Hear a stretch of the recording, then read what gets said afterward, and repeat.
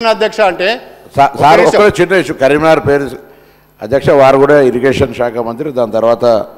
హరీష్ రావు గారు ఉన్నారు దానికంటే ముందు చాలా అంటే కాలువలు ఇప్పుడు వారుతున్నాయంటే గతంలో వారు మంత్రి ఉన్నప్పుడు ఆ కాలువలు వారలేదా అధ్యక్ష వారలేదా సరే ఇప్పుడు వాళ్ళ ఆ విధంగా మాట్లాడితే మనం ఏం చేస్తాం అధ్యక్ష చరిత్ర తీయండి కాలువల తవ్విన కాలం నుంచి చరిత్ర తీయండి వరద కాలువ తీసిరు శ్రీరామ్ సాగర్ ఎవరు కట్టిరు ఎల్లంపల్లి ఎవరు కట్టిరు లోయర్ మానేరు ఎవరు కట్టిరు ఆ 9వ ప్యాకేజ్ అప్పర్ మానేరే పూర్తి చేయనటువంటి శాసనసభ్యుడు సిరిసిల్ల 10 ఏళ్ళు యువరాజు ఆయన మాట్లాడితే ఎట్లా అధ్యక్ష అందుకే ఇవాళ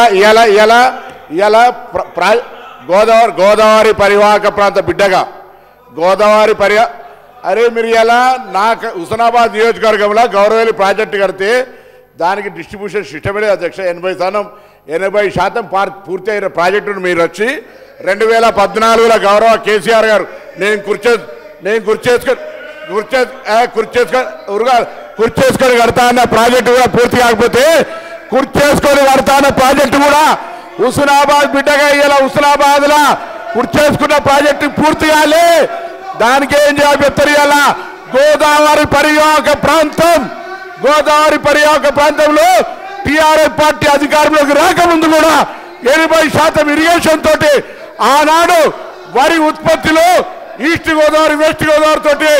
పోటీ ఉన్నటువంటి జిల్లా నాది అలా ఆ జిల్లాను అవమానపరిచి ఇరిగేషన్ లేదు మీ మీద వచ్చినామని చెప్తే పొరపాటు అధ్యక్ష సభను తప్పుదోవ పట్టించినట్టు ఇవాళ ఆనాడు కూడా ఉమ్మడి రాష్ట్రంలో వరి ఉత్పత్తిలో కరీంనగర్ జిల్లా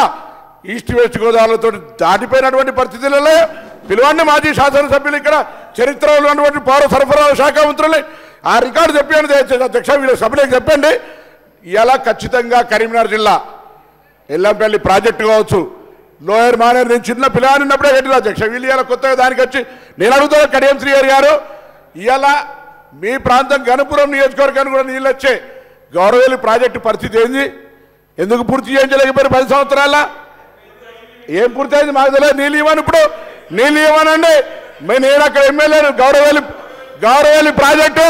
పూర్తయిందంటే ఎందుకు నీళ్ళు ఇస్తలేరు అని అడుగుతాను ఇలా నేను కాలువలు ఎక్కడున్నాయి రండి మీరు ఒక సభ కమిటీని సంఘాన్ని రమ్మని ప్రత్యక్ష అబద్ధం వాళ్ళు చెప్తున్నారు నేను చెప్తున్నా తెలుస్తా అధ్యక్ష ట్యాంక్ బండ పూర్తయింది దాన్ని నింపు కానీ కాలువలే లేవు ఇట్లా వాళ్ళు ఏది పడతారు తప్పుడు సమాచారంగా కాలువలే లేవు కాంగ్రెస్ హయాంలో నీళ్ళే లేవు అని మాట్లాడితే అధ్యక్ష తుమ్మలు మలిసినాయి